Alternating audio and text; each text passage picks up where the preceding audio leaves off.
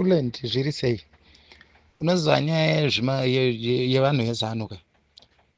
Vanoona vanhu vanovavhotera zvinoenda kumisangano zvisina bhutsu, zvisina hembe, zvinonopiwa matisheti zviya zvichikandirwa machikeni ini kunge imbwa. So ndo zvavakufunga kuti Zimbabwe yese inofunga semufungire wevanhu ivavo. Vanotoona kunyepa kuti tikanyepera vanhu vanobomberera mapenzi aya anoenda kuzvimisangano zvavo izvo. So vangoona kunge nyika yese yakazara mapenzi ekuti kana vakanyeperwa vanongobvuma. Ungatanga kuti da kunyepa zverobhoti zvatiri kunyatsoziva kuti rakagadzirwa kare ritori nevamwe vaibatsira vasiri vemuzimbabwe.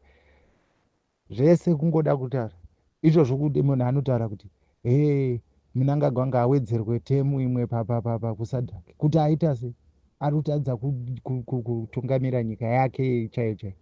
Chaaita musadhaki chii kunze kwekubira maelections dzimwe nyika. Zihonwa rakadaro zimudhara risinganyari.